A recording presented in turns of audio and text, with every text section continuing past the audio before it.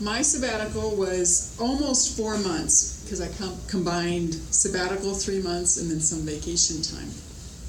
It was a powerfully transformative time for me. This is a photo of my family, myself, Ian, Philip, and Scott. And don't worry, you're not going to get like the whole 1,000 photos that I took during this trip. It's very much of a condensed sharing. The boys, though, were able to be with us for 10 days in the UK. 25-year-old and 23-year-old. That's like a precious thing for those of you who have young adult sons. You know that time is limited. And then Scott was able to be with me the whole 6 weeks that we were in the UK together. Sabbath, or sabbatical rather, related to the word Sabbath, is not vacation time alone. It's not continuing education time, nor spiritual direction or spiritual renewal time. It's all of those things put together. This was a passage that was important to me. And so this is still a live promise. It wasn't canceled at the time of Joshua. Otherwise, God wouldn't keep renewing the appointment for today. The promise of arrival and rest is still there for God's people. God himself is at rest. And at the end of the journey, we'll surely rest with God. So let's keep at it and eventually arrive at the place of rest, not drop out through some sort of disobedience. I didn't realize how much I needed a rest. It was a month into the sabbatical that I finally realized that I had let go of the things that I had been carrying. I am a strong advocate now for sabbaticals for pastors. So look out, churches, look out, pastors. There's really 3 goals of a sabbatical in my proposal. One was to reconnect with family. The next one was to renew my soul.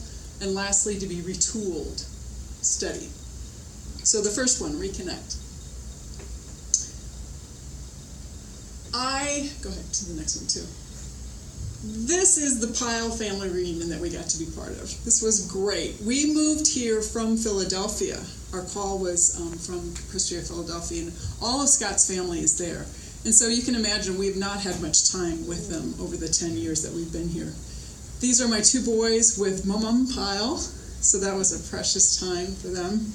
And then I got to spend some time with my mother and my cousins who are... my family's mostly out of Chicago, but we got to be down in South Carolina together. Renew my soul. That, as I mentioned, it was a long time before I actually started to feel refreshed. For me, renewal comes in 3 ways: travel, spiritual direction, and worship. So, and the opportunities for worship were amazing. I got to go to worship in a variety of church settings throughout the U.S. and throughout the U.K. during that time. Often I'm here and I get to worship with each of your churches and such, which is great to kind of connect and see what's going on in your churches, but I often have a sense of being on even though I'm visiting one of your churches. So that was a wonderful time of renewal. Travel is one of the main ways that I like to renew myself too. This is a photograph, and will in a moment be, just wait a minute, will be a video of when we were in Edinburgh, right, at Holyrood Castle, which was right across the street from a flat that we rented, an Airbnb flat. And so it was great because we could make some of our meals in the flat and such, and we had the boys with us, and so we got 2 bedrooms, and all that. So it was a great time, and I was sitting in our kitchen, and all of a sudden heard this sound, and I ran outside, ran across the street, and got right up to the black fence that's there, and was looking in between and could take this video of this. Go ahead. But let's keep the volume down, because I'll talk about it as we go. So, every good Presbyterian pastor has to go to Scotland on a sabbatical, right? Isn't that just the way it goes? Turn it down a little bit, yeah. And so we heard this, and I ran over there, I grabbed a police officer and I said, what's going on? What is all this? And he basically said, well, the Queen's coming. This is the practice for the Queen's arrival. And I had this sense that she was like following us around. That was one of my great disappointments. I didn't get to go into Buckingham Palace when we were in London because she was there. And then we go to Scotland and she opens up Scottish Parliament, so can't go see that. And can't go to Holyrood because now she's there. So she was just like following the King. Anyway, it was a wonderful little experience of the Scottish culture. Yeah, isn't that fun? So we had a dinner, the four of us, when we got back to the States, and I asked... You and the Queen? Sorry? You and the Queen? Yeah, me, the Queen, and Scott and I. And finally connected. We finally connected, yeah. Anyway, so the four of us had a dinner together after we got back in August, and I said to them, I'm a former youth pastor, so you got to ask these questions, like, what was the highlight? What was the... So I did. What was a highlight? What was a disappointment? And what was a surprise? And I'm not going to share with you all the responses, but there were a couple that were really fun. One was our youngest son, Philip, who was 23. What was the highlight? Never been anywhere outside of the U.S. except for Canada, right? Never been overseas. What was your highlight, Phil? And what he said was this. We had a friend from our church plant back east who actually was kind of a pseudo travel guide for me. She's just a friend, but she set up all these different things for us to do. And he said it was playing ultimate frisbee with the pickup game. So there was this park that was like a couple blocks down from our flat in London. And so the very first night, we had been flying all night long, right?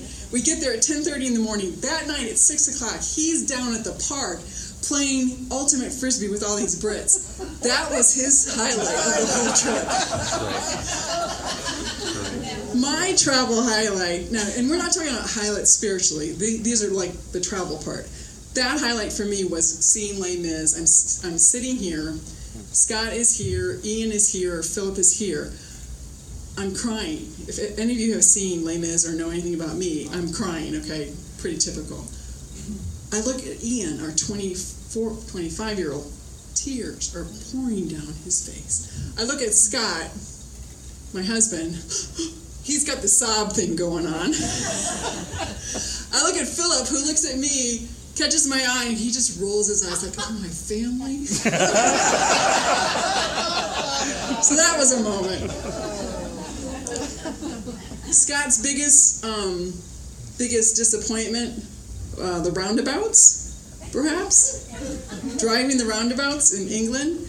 They are like many not just like one little thing around, but they have all these different entry points and all these different lanes. So you've got to be in the right lane when you enter so that you can get out and not go like which we did once or twice, that's all.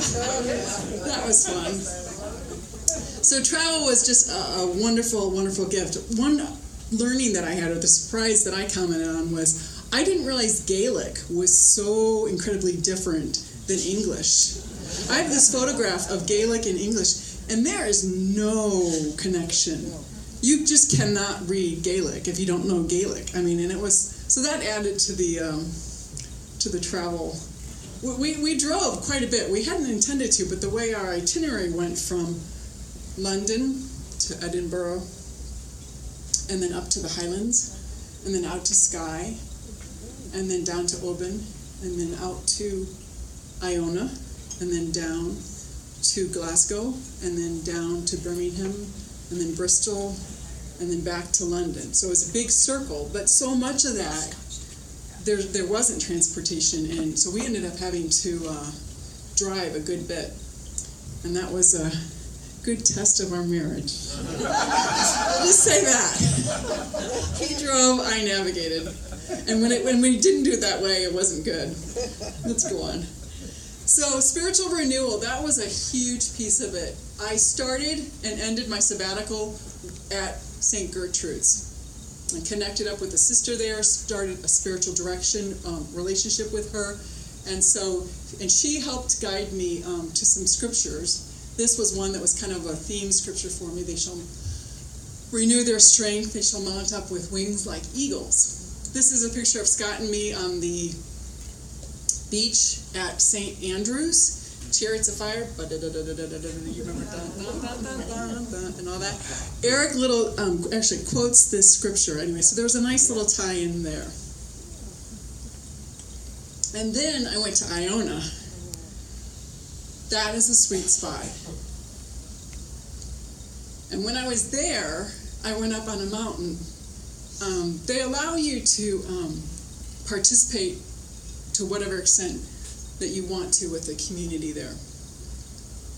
And so worship is actually optional, and I attended worship a good bit there, but one day I just needed to go off, and so I went on a little hike by myself and was laying on this little mountain with my iPad, and I saw this eagle flying up. Now, they don't have bald eagles there, but they do have golden eagles. So let's go ahead and play that.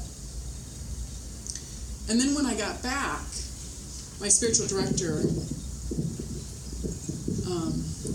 directed me back to this passage. I don't know if you can see. When I got back in August and was with her and was looking at this video, that's when I first saw the two eagles. I had only seen the one there. So that was really a powerful moment. You can hear the wind was just so loud. And these eagles were like hovering over. It's right there, right there. They're hovering over me. And later I find out, well, it's probably because I was near a nest and I was bugging one of their nests. But nonetheless, it was a wonderful moment for me just to have that experience of sensing that God's presence. And as I said, this was an important passage. As an eagle stirs up its nest and hovers over its young, as it spreads its wings, takes them up and bears them aloft on its pinions, the Lord alone guided him. No foreign God was with him.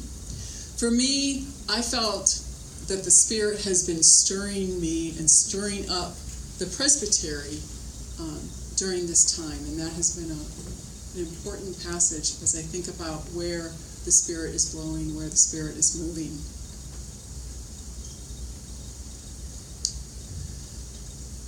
As I said, sabbatical is like, it has three aspects to it.